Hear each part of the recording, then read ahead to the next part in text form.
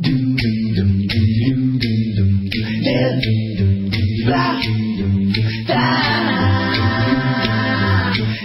Plata.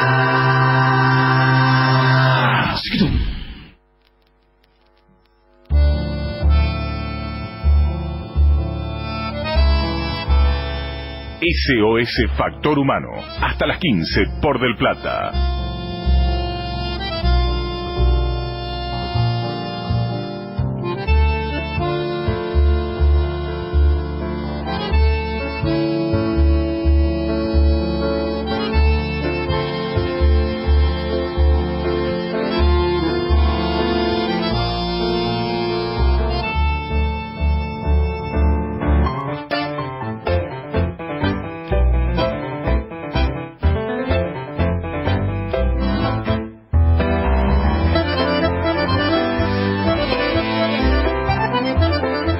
Este es un programa de Activas, Asociación Civil Trabajar contra la Inseguridad Vial y la Violencia con Acciones Sustentables.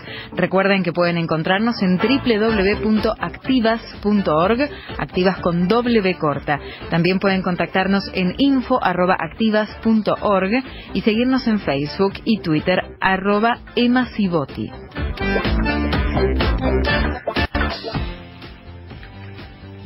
Buenas. Domingo hermoso de otoño, el primero del año, cielo azul brillante, sol a pleno y está fresco como pachomba en Buenos Aires. Seguimos nuestro viaje por más y mejor seguridad vial. Hoy vamos a pie. Hoy vamos a hablar de la seguridad peatonal. Desde hace algunos años, los familiares de víctimas viales logramos que el calendario tuviera un día del peatón, tercer jueves de marzo. Y les aclaro, muchas de las estrellas amarillas que a lo mejor han visto en nuestras ciudades y rutas son señales verticales de advertencia que de alguna manera indican que corresponde ahí, en ese lugar, la muerte de alguien en un hecho de tránsito. Están en la ciudad de Buenos Aires, en Mar del Plata, en Neuquén, en Tucumán, en Santiago del Estero. Esta semana vi uno de esos mal llamados accidentes. El joven estaba tirado sobre la senda peatonal. Por suerte vivía, pero estaba herido. El conductor lo atropelló en la esquina de Quintino Bocayuba e Hipólito Yrigoyen de la ciudad de Buenos Aires. Me volví a preguntar cómo es posible que alguien sea arrollado justo ahí, sobre la senda, o también arriba de una vereda. Esto no sucede en cualquier ciudad del mundo. Desgraciadamente, nosotros en la Argentina ya tenemos unas penosas estadísticas de personas atropelladas en los lugares más seguros de la vía, la vereda y la senda. La condición del peatón es muy vulnerable. Esta libertad civil de locomoción que tenemos todos ha quedado notablemente restringida y lo sabemos perfectamente porque tenemos que competir en la vía con todo tipo de rodados, motores, y claro, la integridad física corre peligro. ¿A qué somos vulnerables cuando vamos de a pie? Sencillo, a la velocidad. Escuchan bien, el cuerpo humano no sobrevive a impactos mayores de 50-60 kilómetros hora. Por supuesto, para los chicos, para los niños, es peor.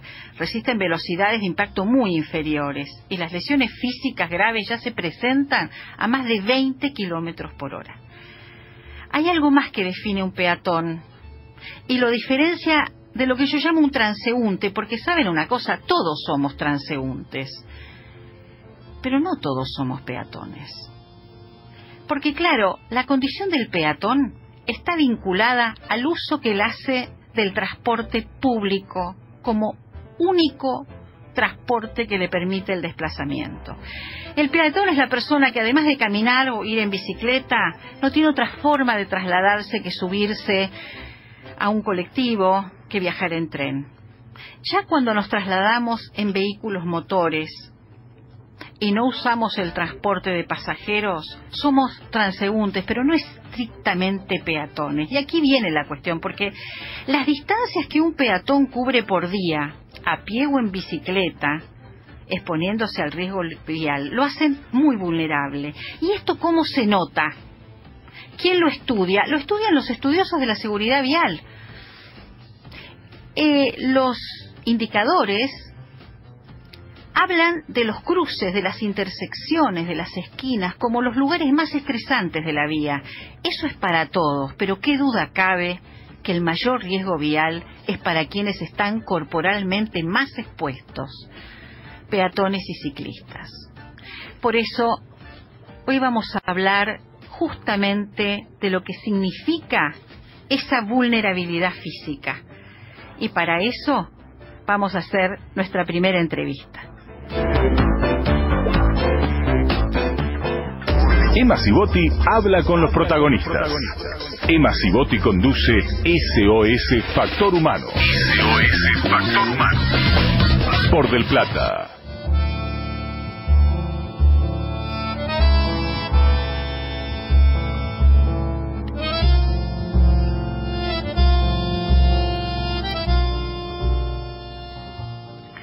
La vamos a escuchar a ella, sí, claro, a la licenciada Laura Bosque, que es directora ejecutiva de la Fundación Trauma, que es un organismo que nos va a explicar, efectivamente, sin fines de lucro, qué es lo que hace, cuál es su compromiso con la seguridad vial, una organización realmente muy, muy importante. Laura, ¿cómo estás? Hola, Emma, ¿cómo estás? Qué gusto escucharte, Laura. Igual para mí, es un gusto personal poder tener esta conversación con vos y te agradezco mucho la presentación. Laura, ustedes tienen un título de fundación raro, digamos, Fundación Trauma, prevención y mejora de la atención de la enfermedad trauma. Nos está diciendo que para ustedes el trauma es una enfermedad. A ver, explícalo un poco más, por favor. Exactamente, vos sabés que el nombre de la fundación, cuando tuvimos que elegir cómo nombrarla, decidimos hacerlo directamente con el objeto de nuestro trabajo, con nuestra preocupación, que son las lesiones, que es la enfermedad trauma. Lo usamos como sinónimo. Normalmente la gente habla de las lesiones como las consecuencias de un hecho accidental. Y lo accidental, para nosotros, pero también para el diccionario, significa un hecho en el cual no se pudo participar antes y tampoco se puede participar durante. Es un hecho que escapa a la voluntad de las personas y a la posibilidad de evitarlo.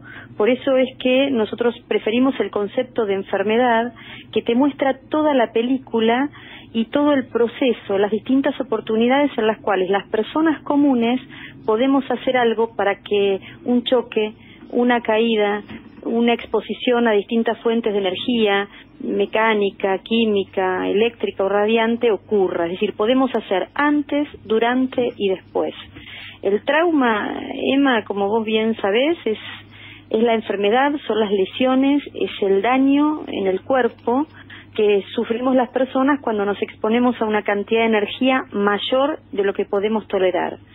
Por eso vos en tu presentación hablabas de un concepto muy importante que es la vulnerabilidad. Exacto. Y es eso, vos tenés que exponerte a una cantidad de energía que es mayor que lo que tu cuerpo puede soportar y entonces ahí seguramente va a haber una lesión. Y a esa lesión le llamamos trauma. Exactamente, y para el caso de la seguridad vial, la causa del trauma es la velocidad de impacto sobre el cuerpo humano, ¿verdad? Esta sería claro. Ese sería el mecanismo. Exactamente. Es el mecanismo por el cual un cuerpo termina dañado cuando se expone a una cantidad de energía mecánica. Fíjate vos que cuando una persona se expone, por ejemplo, o es atropellada por un auto o chocan dos autos y hay, en su interior los ocupantes se lesionan, no hay misterio ni hay magia en por qué algunos se lesionan mucho o algunos se lesionan poco, sino que tiene que ver con el mecanismo lesional. Cómo ese intercambio de energía se dio, a quién afectó más y sobre todo cuál era la protección que tenía cada uno de los, por ejemplo, de los integrantes de un vehículo. Es una mirada mucho más global que permite intervenir, que permite disminuir también la intensidad de las lesiones. Claro, anticipar y prevenir. Es decir, que el trauma es una enfermedad evitable. Absolutamente siempre. Lo que te vas a encontrar es que no siempre dependa de vos. Exacto, claro. Y eso ocurre con todas las enfermedades. Con la gripe pasa igual. Uno puede ser vulnerable en el caso de que se exponga al virus de la gripe, pero no necesariamente sabemos quién lo porta o en qué lugar lo voy a encontrar. Es una construcción social como cualquier enfermedad. Bueno, lo mismo pasa con la enfermedad trauma. Por eso lo que se busca es que toda la comunidad sienta que puede hacer algo para controlar la enfermedad trauma en este caso, como las enfermedades infecciosas en otro. Exactamente, es decir, que no hay fatalidad. La gente puede efectivamente hacer mucho para evitarlo. ¿Qué están haciendo ustedes en los hospitales, por ejemplo? ¿Cómo están avanzando con esta nueva forma de pensar esta cuestión? Mira, lo primero que nosotros hicimos fue un diagnóstico de la situación en Argentina. Lo que encontramos es que sabemos que muchas personas al año, y sobre todo personas jóvenes, mueren por esta causa. Y muchos más que quedan invisibilizados, sufren lesiones con secuelas, a veces transitorias, pero muchas veces permanentes, con todo lo que esto significa para la persona, para la familia y para el desarrollo de la comunidad. Entonces lo que desarrollamos en primer lugar, que es nuestra columna vertebral, es un sistema de registro de información de lesiones que es compatible con estándares internacionales, pero sumamente adaptable a las distintas realidades locales. A partir de ese sistema de registro en cada hospital, en cada sistema de ambulancias, lo que hacemos es registrar todos los hechos que requieren atención por lesiones, por trauma. Y acompañamos esa información durante el proceso de internación y en muchos casos hasta un año después del alta.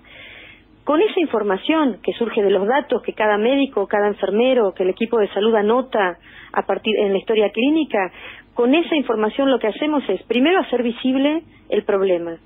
¿Cuántas personas realmente están afectadas por esta enfermedad? No son números estimados, son reales. Luego lo que podemos decir es cuáles son los mecanismos que más lesionan en cada comunidad. En algunos lugares hay más influencia en el tránsito vehicular y aún cuando sabemos eso, sabemos que en algunos casos las lesionados son más, por ejemplo, motociclistas y en otros peatones, pero hay que saber en cada lugar cuál es el tipo de lesión que más ocurre. Después lo que podemos saber es cómo le va a esa persona en ese hospital determinado, qué se le hizo, cómo se recuperó. Y si lo acompañamos un año, sabemos esas secuelas a qué se debieron. Por ejemplo, a la gravedad del hecho que lo lesionó o a la posibilidad que tuvo de acceder a programas de rehabilitación. Insisto, esto también te da distintas posibilidades de intervenir. Si no, se pierde la visión de todo el tiempo que el trauma se transforma en un problema. Mirá. Exactamente, claro, endémico, claro. Es endémico, absolutamente, claro. No es epidémico, es endémico. Es endémico, claro. Es un problema de salud pública fuera de control permanente, que a veces tiene picos epidémicos. Por ejemplo, en el verano, que la gente se transporta más a determinados centros turísticos y entonces hay más notas, más difusión, más prensa sobre hechos de tránsito en las rutas. Y ahí se pueden observar algunos picos epidémicos. Pero si vos sacás ese foco y te centrás en qué pasa en la Argentina todo el año, vas a encontrar constante en la cantidad de lesionados y muertos. Y para los agentes de la salud, esta información que ustedes dan, me imagino que debe ser muy bien recibida, ¿no? Me imagino. Pero digamos, ¿cómo facilita la labor en el mismo hospital, digamos, en el mismo centro de atención de urgencias, por ejemplo? Mira, yo quiero compartir con vos y con tus oyentes un hecho muy particular. Cuando se escribe todo el trabajo que uno hace, todo el esfuerzo que uno como equipo de salud pone en la recuperación de un paciente, que esto es así en los hospitales de nuestro país. Se escribe en una historia clínica de papel o digital, terminó la atención y esa información valiosa queda. Lo que nosotros hacemos con nuestra metodología es transformar esos datos en información para la gestión. Ellos pueden saber, pueden asociar gravedad de lesiones con tipo de mecanismo lesional. Pueden saber cuál fue la recuperación, cuáles fueron los recursos que requirieron, tanto humanos como tecnológicos o de insumos. Si yo sé que en mi centro puedo tener datos de cuántos traumatismos de cráneo recibo y de ellos cuántos son graves, voy a poder saber, por ejemplo, cómo asignar el personal para ese hospital. Claro. Claramente voy a necesitar un neurocirujano. Claro. Y además voy a necesitar un área de cuidados intensivos que lo pueda atender y que lo pueda recuperar.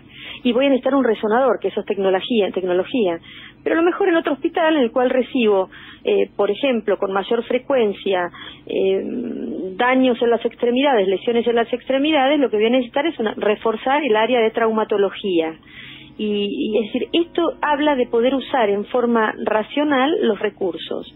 Un sistema de salud no necesita tener todo en todos los lugares. Exacto. Necesita conocer su complejidad, ¿no?, en esa región y derivar al paciente indicado al lugar indicado para la complejidad de sus lesiones. Así que lo interesante para nosotros y lo que más podemos compartir, refiriéndonos a esa motivación que vos hablabas del equipo de salud recibiendo datos sobre su propio trabajo, es primero el que trabaja en salud es porque quiere ayudar.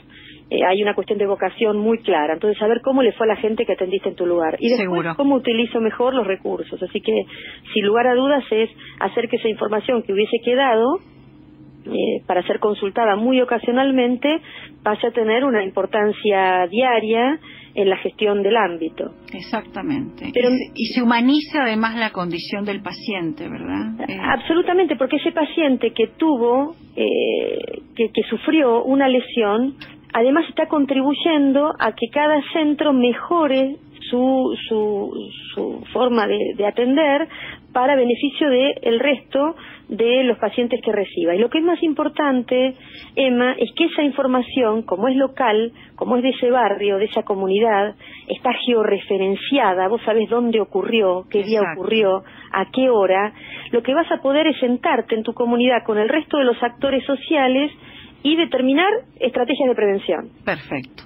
Acá Perfecto. necesito un lomo de burro, acá no. Acá necesito eso, un semáforo y el control policial. Por ejemplo, claro.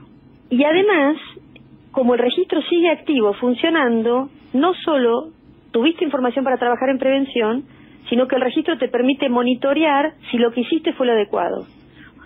Es muy importante. Yo sé que ustedes además realizan que es un estudio de avanzada. Ustedes están vinculados con el exterior también. Me gustaría que explicaras mínimamente eso. Sí, hasta que el país vaya contando con más centros, los centros que ya están participando, para saber cómo están trabajando, necesitan tener centros de referencia para compararse y para mejorar. Y hay en el mundo algunas experiencias muy exitosas de organización de sistemas de salud para la atención del paciente traumatizado basadas en sistemas de información como el nuestro. Uno, sin lugar a dudas, es el que desarrolló Estados Unidos con su base de datos que se llama NTDB, que es la base de datos nacional de trauma de Estados Unidos, que tiene una experiencia de décadas. Y nosotros hemos aplicado a ser evaluados y nuestra metodología y los estándares son absolutamente compatibles y de hecho somos el primer país invitado a ser parte de la base de datos internacional. El NTDB, o sea, la base de datos de Estados Unidos crece, se proyecta y Argentina es el primer país con nuestro sistema de registro.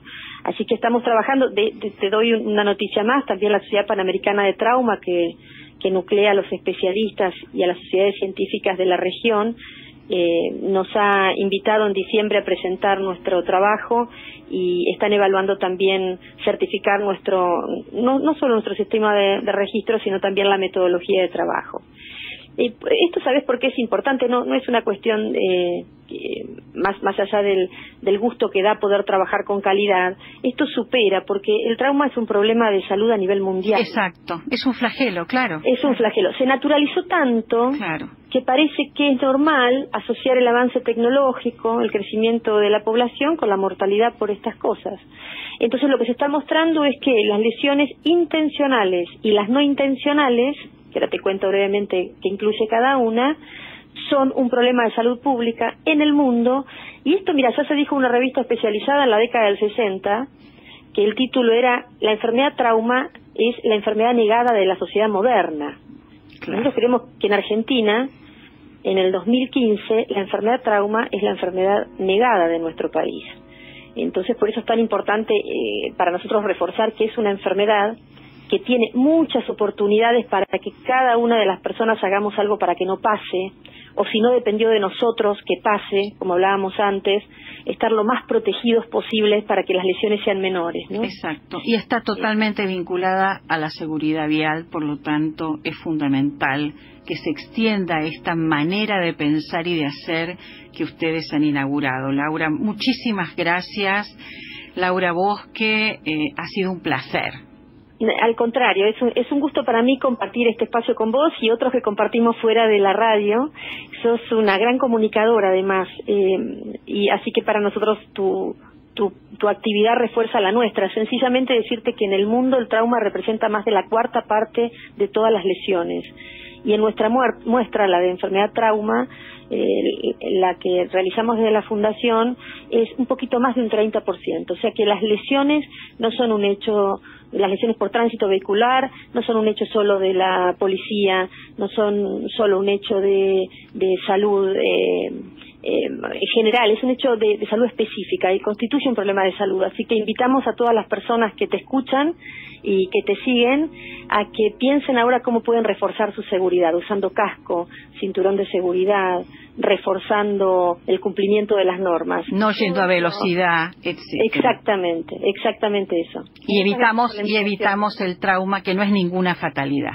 Que no es ninguna fatalidad, es una enfermedad y podemos empezar a controlarla. Muchísimas gracias, Laura Bosque. Un beso, Emma, y gracias. Algo que nos importa a todos, nos involucra a todos. SOS Factor Humano. Por Del Plata. Comienzo de espacio publicitario. ¿Cuál es el documento más importante cuando la información lo es todo? Si el documento es importante, la compañía es importante. Impresoras láser y fotocopiadoras multifunción Kyocera. Servicio técnico en todo el país y el más bajo costo por copia. Bruno Hermanos, distribuidor oficial Kyocera en la República Argentina. 4362-4700. De vez en cuando la vida. Recién comenzado el lunes, a la 1 de la mañana, Roberto Rinaldi está en Del Plata. Y nuestro invitado, vamos a hablar de política, de fútbol, de la vida de la Argentina. Es diputado nacional del Frente para la Victoria, activista de los derechos humanos. Se lo recuerda también, es el nieto recuperado 77 por las abuelas de Plaza de Mayo. Estamos hablando de Juan Cabandier. De vez en cuando la vida. Los mejores de siempre, en Del Plata. La palabra es diálogo, es pasión, es inclusión, es compartir, jugar. La palabra es vocación, es memoria, es transformar, es libertad. La palabra es encuentro. Llega a Tecnópolis la edición 2015 del Encuentro de la Palabra. Teatro, cine, libros, muestras, charlas, shows en vivo y cientos de propuestas más. Encuentro de la Palabra 2015 en Tecnópolis, del 21 de marzo al 5 de abril de 14 a 21 horas. Entrada libre y gratuita. Tenemos patria. Presidencia de la Nación. La comunidad Movistar está online. Hacete fan en Facebook. Facebook.com/Comunidad Movistar Argentina. Con Fox Sports Radio Del Plata, el fútbol está en el aire. Se juega la sexta fecha. Hoy a las 16 comenzamos con Defensa y Justicia Racing. Seguimos con River Godoy Cruz y terminamos con San Martín de San Juan Boca.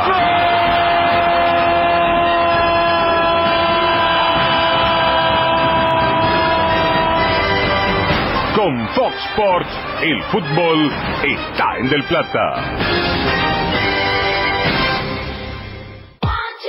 Este verano, vení a Personal y elegí el nuevo abono Día Full. Tenés un 50% de descuento por 3 meses en tu abono. Con abono Día Full, habla, mensajea y navegá todo lo que quieras por 4 pesos con 90 por día, que se descuentan de tu abono.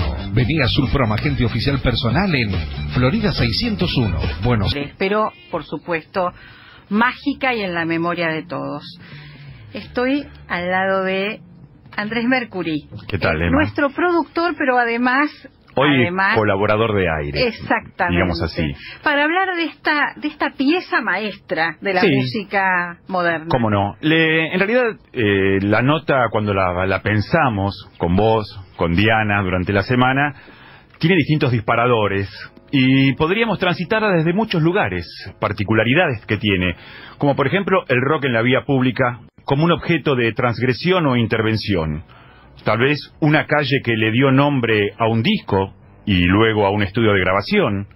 Otra podría ser el poder de una foto, la fuerza de la imagen, consecuencias de una foto, y por todos estos caminos esta historia va. Pero hagamos un ejercicio.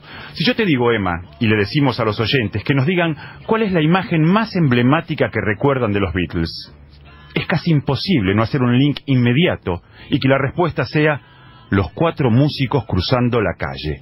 Los más fanáticos de la banda podrán tener sus preferencias por otras producciones, pero el imaginario colectivo en su mayoría deposita su visión en esa imagen. Una imagen que fue plasmada para simbolizar un momento clave, un momento histórico que tiene también su lado mítico, que significa el hecho de que mito urbano. La foto también tiene su mito urbano, pero que vamos a ver si lo decimos o no, es un poco descabellado, pero a la gente le gusta creer en esas cosas. Pero primero vamos con la historia. La historia oficial cuenta que un 8 de agosto de 1969, mientras la década daba sus últimos estertores, y esta frase la puse porque me gusta decir... Un cierto dramatismo. Me parece que sí, cierto romanticismo tiene esto de estertores. ¿Viste? Como decir, el siglo daba sus últimos estertores. Esa década fue algo serio, ¿no? La década del 60. Fue una década, y los Beatles fueron grandes protagonistas de la década en sí. En la ciudad de Londres, municipio de Westminster y Camden, los Beatles se encontraban dándole forma a lo que sería su último trabajo discográfico grabado en los estudios que la EMI mantenía ubicados en la calle clave Abbey Road. La mala relación que reinaba entre los músicos reflejaba las diferencias irreconciliables que existían entre los músicos por aquel entonces. Sin embargo, el conflicto mayor no estaba dentro del estudio de grabación, donde más allá de las diferencias, algunos le dirían Yoko Ono, claro, la magia se mantenía inalterable. Juntos, los Beatles seguían componiendo grandes canciones, pero el enfrentamiento verdadero estaba contaminado por el aspecto financiero, por la plata. El manejo de los números del grupo no era una tarea fácil, ni mucho menos, sino tan solo debemos pensar en los miles y miles y miles de libras que facturaban el producto Beatles por aquel entonces. Es por eso que ante la irreversible mala situación que reinaba entre los músicos, la sola idea de realizar una extensa sesión de fotos para construir la portada y el el sobre del álbum era una tarea imposible. Era imposible reunirlos y que estuvieran mirándose con determinado afecto. Entonces, la decisión emergente que surgió fue salir a la calle para realizar, de manera rápida, algunas tomas al aire libre. Se guiaron por unos bocetos que había hecho Paul McCartney. Y es así como nace una de las fotos más conocidas del rock. La historia de esa postal quedó inmortalizada por la lente de la cámara del fotógrafo, del artista Ian Macmillan, quien subido una escalera y en tan solo 10 minutos retrató a John, Ringo, Paul y George cruzando en fila india por la senda peatonal de la calle Abbey Road, mientras un oficial de policía cortaba el tránsito. El significado simbólico al que hacía referencia esta portada del disco, estaba depositado en contemplar el alejamiento de los Beatles, su partida del estudio que los había albergado durante los últimos 7 años, y donde compusieron sus mejores obras, sus grandes obras, junto al productor George Martin. Vos sabés que cuando yo miro esa foto, no dejo de sorprenderme, porque en 1969, una senda peatonal, una cebra, impecable, en uso pleno, cuando en nuestras ciudades no era lo habitual. Londres es una ciudad que conserva mucho y le presta mucha atención a la responsabilidad vial de todos los intérpretes que circulan en la ciudad. Hay mucho respeto y todos lo acatan de manera consensuado, sin no hay discusión. No hay discusión alguna, no se discute nada. Ahora bien, los detalles colaterales que trajo esta portada, las rarezas. Por ejemplo, en la portada aparece un auto Volkswagen, un escarabajo. Bueno, el dueño del auto sufrió reiteradamente el robo de su patente por los fanáticos que decidían quedarse con el recuerdo de la matrícula del auto. Claro, porque es una foto casual. Es más, ese vehículo que ves en la foto, si alguno puede, que esté en la casa, los oyentes pueden buscarla por internet o tener, ¿cuántos deben tener el disco o el CD en su casa? Pueden referenciar y fijarse el auto Volkswagen que está ahí. Ahora, en la actualidad, el auto se encuentra en el museo de la marca en Wolfsburgo, Alemania. Está en exposición. También aparece un hombre en la portada, del lado derecho. Un turista americano que se encontraba paseando por la zona, ya que no había querido acompañar a su mujer a un museo. Ahora, lo cierto es que el hombre no tomó nota de lo que estaba sucediendo, y un año después, estando en su casa, su mujer interpretaba un tema de George Harrison que estaba aprendiendo en el piano. Él se acercó, vio el álbum y dijo: yo soy el de la foto. Este soy yo. Este soy yo. Este soy Paul Cole, quien falleciera en pasado 2008 a la edad de 96 años. El hombre le comentó esto a su familia no le creyó, hasta que fueron a buscar una lupa y se dieron cuenta que él estaba ahí en la portada y pasó a ser famoso tanto como el auto Volkswagen. Consecuencias de la foto. Vamos a las consecuencias. Con los años, en esa esquina, mejor dicho, se transformó en un lugar de visita ineludible para el turismo de todo el mundo. Me imagino. Una esquina emblemática, una de las más fotografiadas de la historia. Tanto es así que el pasado 2014, el pasado año, el Consejo de Westminster, que en su momento iba a decidir prohibir terminantemente que se fotografiara a la gente ahí por el peligro que existía, porque el semáforo no da tiempo a que todos puedan sacarse la foto. Estamos hablando de la intersección de una esquina, cruce vial, de mucho tránsito, vial. De mucho tránsito. Pero después recapacitaron, que forma parte de un ritual de alguien que va a Londres, ir a esa esquina y fotografiarse. Entonces decidieron que una mujer, una oficial de policía, manejase el tránsito y acordara con los turistas y con los vehículos el hecho de que no suceda ningún problema y que las cosas puedan transcurrir y que cada turista pueda llevarse su souvenir, la foto, transitando por la famosa senda peatonal. Esto es lo que produce una foto. Bueno, después también está el lado, digamos, bizarro, que es el mito urbano, de que en la foto hay determinados detalles que muestran y confirman el fallecimiento de Paul McCartney, que sucedió en 1966 y que un reemplazante ocupó su lugar. Algo muy loco conseguir a alguien como Paul McCartney, que toca el bajo con la mano izquierda y que cante y que componga tan bien como él. Qué fácil fue conseguir, ¿no?, el reemplazante. Pero bueno, todos escuchamos esos rumores muchos años después. Sí. Y lo mismo es que los Beatles habían dejado símbolos en la portada del álbum que denotaban el fallecimiento de Paul McCartney, como por ejemplo que él iba sin zapatos. Exactamente. Y en los rituales del Tíbet, muy de moda por aquel entonces, los muertos andaban descalzos. Otro detalle es que también que era el único que caminaba descalzo y con paso cambiado. Y otra cosa, Paul es zurdo, pero sostiene un cigarrillo en su mano derecha. La vestimenta de los cuatro simboliza a John Lennon, que va primero vestido de blanco como el predicador. Ringo de negro es el amigo del difunto. George, todo vestido de jean, es el sepulturero.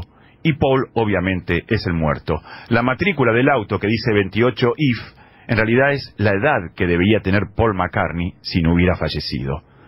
Todo esto forma parte de lo que es en sí el mito, la leyenda urbana, que los refutadores de leyendas tienen miles de pruebas para demostrar de que esto no es así. Obviamente. Pero bueno, lo más importante, Emma, es el legado cultural que dejaron los Beatles. En síntesis, Abbey Road marcó el final de una... Mejía, médica del SAME, estamos en el aire. Hola Emma, ¿qué tal? Muy buenas tardes a vos y a tu colaborador hoy en el área, Andrés. La verdad que es un placer hablar con ustedes y bueno, siempre colaborando en lo que se puede con esta tarea radial y esta tarea de prevención que están haciendo constantemente para evitar un accidente que puede cambiar una vida, claramente, ¿no? Exactamente, para evitar aquello que es evitable en realidad, porque justamente, ¿no? Cintia, quisiera saber, estamos en un fin de semana largo, es un domingo precioso en Buenos Aires, pero la gente evidentemente está trasladándose a distintos lugares del país, las rutas se abarrotaron sobre todo el viernes a la noche y el sábado a la mañana, esto va a volver a suceder seguramente a partir del día martes. Quería preguntarte qué tipo de prevención hay que tener cuando uno hace estos viajes, porque yo sé que los médicos trabajan mucho con este tipo de nociones que nosotros vulgarmente asociamos al cansancio y al sueño. La expresión borracho de sueño dice mucho sobre las condiciones en las que a veces el conductor está al volante.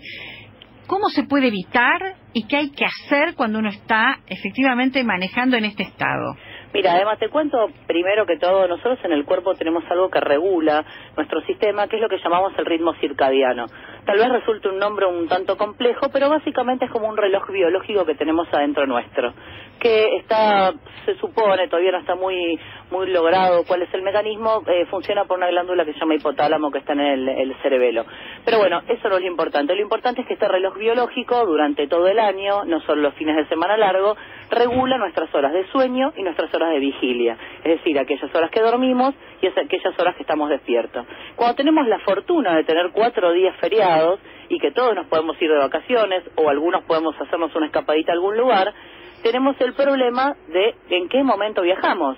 Entonces, para ganar un poquito más de tiempo en la costa, o para ganar un poquito más de tiempo en la casa de un familiar en camino en una ruta, decidimos hacer la locura de cambiar este ritmo circadiano. Este ritmo circadiano que nos dice que nosotros nos levantamos todos los días, un ejemplo, a las 7 de la mañana, desayunamos, nos vamos a trabajar, volvemos de trabajar, cenamos, tenemos algunas actividades en casa y nos vamos a dormir. Es decir, todos los días básicamente hacemos lo mismo. Y nuestro reloj biológico interno lo que dice es, esto es lo que vos hacés. ¿Qué pasa cuando un día salgo de trabajar a las 9 de la noche o estoy 4 días en la costa pasándola genial con mi familia y por ganar 2, 3 o 4 horas de sueño decidimos viajar sin ese descansito que necesitamos? Sin esa regulación, ¿no es cierto? Que es natural, claro. Que es natural de cada individuo.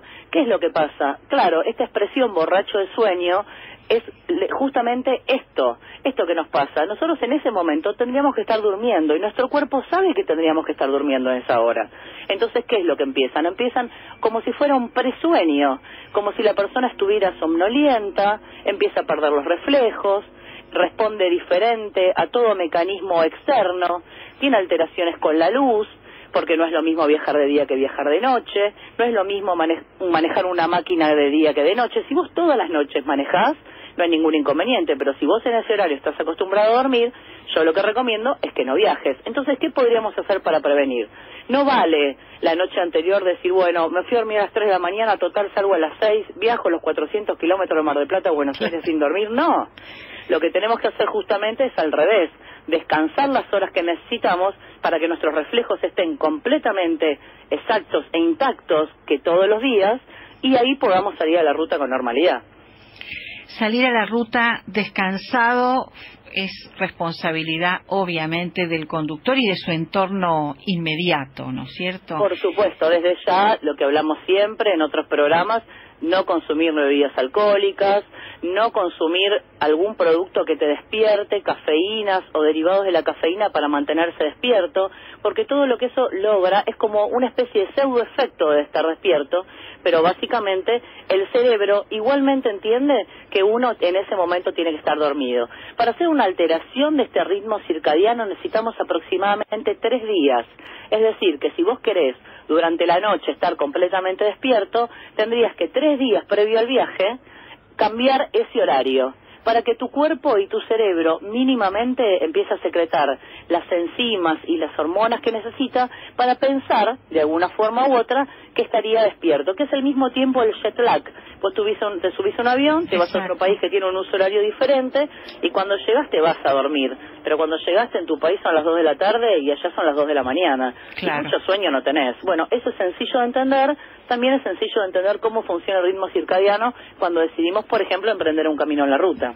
Y esta sugerencia que la hace la Agencia Nacional de Seguridad Vial, ¿no es cierto?, que es un organismo que depende del Ministerio del Interior y Transporte, que me parece que es muy lógica, que es detenerse cada 150 kilómetros para extender las piernas y reponer energías. Es algo que habitualmente se aconseja. ¿Cuál sería el motivo, digamos, la razón para decirle a la gente, mire, no maneje 300 kilómetros de un tirón, haga un descanso en el medio? Para aquellas personas que no están acostumbradas a manejar muchas horas, seguramente si algún conductor profesional nos está escuchando, dirá, cada 150 kilómetros hay que parar. Hay gente que maneja miles de kilómetros sin detenerse. En otras condiciones, los vehículos son pequeños, las piernas no se estiran bien, la circulación sanguínea está muy acotada, los movimientos son acotados, el cansancio se nota porque uno está fijando la vista durante 1 hora y media, es como si uno estuviera viendo una película. Salís del cine, cuando salís del cine tenés esa sensación como que la película estuvo buena, pero quiero estirarme un poquito, quiero tomar un poco de líquido porque tengo que hidratarme, y mientras manejo no puedo tomar líquidos porque si se me cae un vaso con agua, ni hablar si estoy tomando mate y se me cae el mate encima, hago un desastre. Entonces, justamente por eso, la agencia y los médicos en reglas generales recomendamos que cada 150 kilómetros, 100 kilómetros, cuando uno siente mínimamente que el cuerpo necesita un poco de descanso, o cuando uno está sentado en la computadora también, que está 1 hora y media trabajando por algo, para un segundito, para 10 minutos, los chicos también bajan del auto, que los chicos, si no están como todos apelotonados atrás en el auto, también se complica. Bajamos todos, nos tomamos un respiro, nos tomamos ese mate que nos queríamos tomar y que no vamos a tomar mientras estamos manejando, nos hidratamos como corresponde, hacemos movimientos de elongación de nuestros brazos y de nuestras piernas, y de esa forma podemos seguir el viaje despiertos, con todos los sentidos puestos en la ruta y más atentos que nunca, porque justamente queremos evitar lo que es evitable. Exactamente. Despiertos y con los 5 sentidos.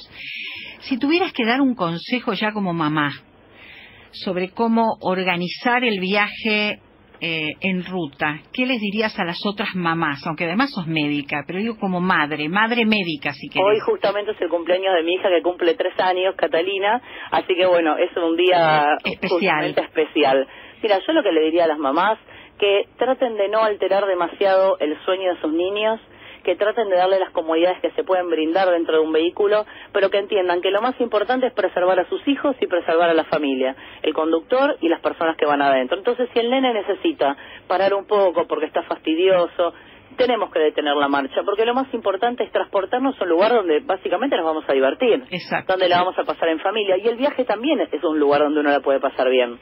Yo recuerdo cuando era niña, viajábamos a Mar del Plata con mi papá, había una empresa, me acuerdo, de aguas y de dulce leche, que vos parabas en la ruta y te daban el agua y te daban esto, aquello y lo otro, y uno como que lo tomaba como una diversión, y llega una diversión el viaje en sí. El llegar no es lo divertido es salir de casa y tener un plan familiar. Entonces, tratemos de que explicarles a los niños que el que conduce es una persona que necesita estar atento a la ruta, que no puede estar atento a los pedidos de toda la familia que está dentro del vehículo, que él tiene que estar concentrado. Y bueno, como familia yo creo que esto es muy sencillo de entender, y los chicos en reglas generales se adaptan a los viajes. Y si son viajes muy, muy largos, obviamente hidratarlos y todo lo demás, este descansito es más necesario que ningún otro. Exacto. Cintia Filpo, médica y amiga, muchísimas gracias. No, por favor, Emma, te mando un saludo muy grande a vos y a Andrés, y siempre acá para lo que ustedes gusten. SOS Factor Humano, hasta las 15 por Del Plata. Comienzo de espacio publicitario.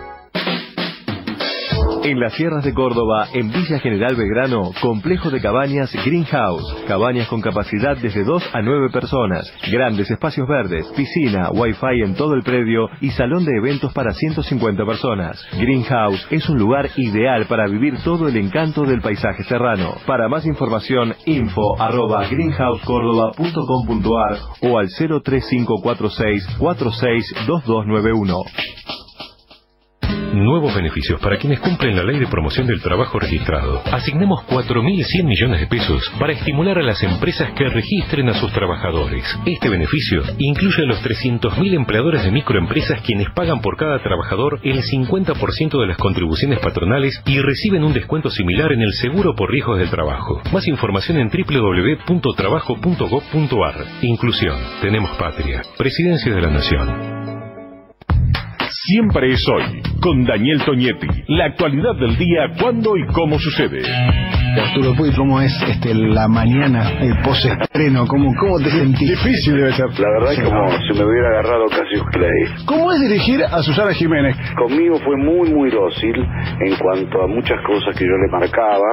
Susana, la verdad que salió, es un tanque directamente, un tren así que te pasa por arriba con una energía increíble. ¿Y la relación con el público? La verdad que la gente tiene adoración por ella. Adoración es como una cosa muy magnética la que provoca, ¿no?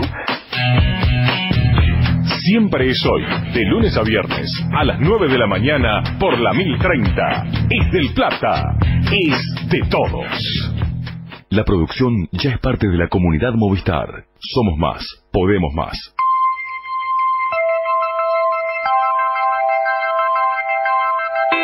Oportunidad de inversión en Córdoba. Torres H, exclusivo complejo residencial cerrado a metros de Nueva Córdoba y Ciudad Universitaria. Financiación 100% en pesos y excelentes condiciones de contado. www.torresh.com.ar. Fin de espacio publicitario.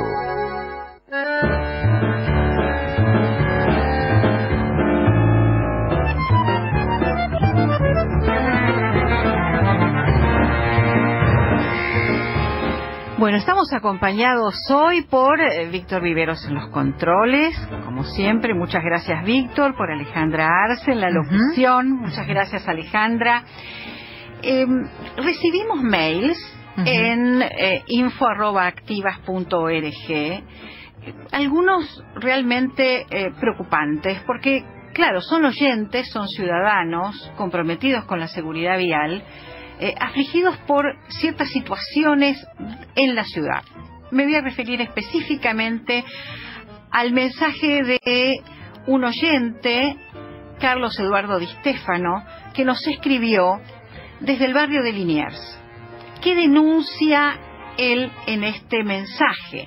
Bueno, denuncia la falta de un semáforo, algo que efectivamente parece peligroso en la esquina, para variar una intersección, de Madero con Amadeo Jacques, en el barrio de Liniers. ¿Por qué? Bueno, porque efectivamente hay transporte automotor, camiones sobre todo, que pasan por esa zona y se hace casi imposible cruzar. La combinación de colectivos con otro tipo de rodados motores y camiones hacen que esa esquina se transforme efectivamente en una esquina sumamente peligrosa. No existe semáforo, la línea del peatón no está bien pintada y por lo tanto nadie la respeta. Carlos, con bastante criterio, dice que efectivamente está haciendo esta denuncia al aire porque teme que se produzca un accidente fatal, y aquí quiero insistir con la idea de que entonces ya no sería un accidente, ¿verdad? Él está anticipando algo que no debería suceder. Este tipo de incidentes lo hemos visto, lo hemos escuchado, sabemos se pueden evitar, y por lo tanto lo vamos a poner al señor Di Stefano en contacto con las autoridades de la Subsecretaría de Seguridad Vial de la Ciudad de Buenos Aires para que puedan, escucharlo y efectivamente poner un semáforo en esa esquina que está además muy cerca de la autopista y por lo tanto tiene una circulación vehicular fluida y veloz, que es el principal problema de esa zona. En la Argentina, todos sabemos, no se respeta la senda peatonal, la cebra parece dibujada y no se entiende bien por qué. No se respeta el disco pare. Este es uno de los pocos países del mundo, debo decirles, donde la gente, el conductor de un vehículo motor, cuando ve un disco pare en una esquina, cree que es un adorno de la señalética vial y ni siquiera amaga a ralentar, a nada. Pasa como si el disco y esa señal de alerta, que es el pare, no existiera.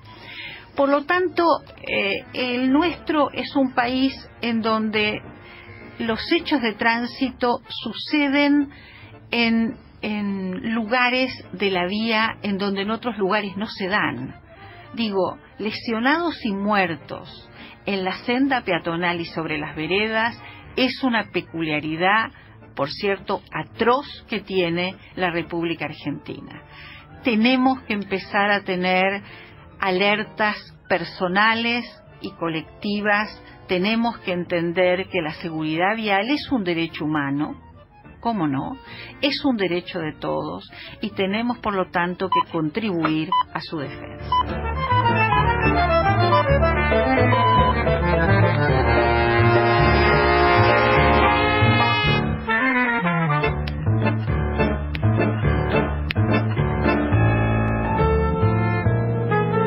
Y nos vamos entonces, gracias a Andrés Mercury, gracias a Diana de Glawi. Esto fue SOS Factor Humano.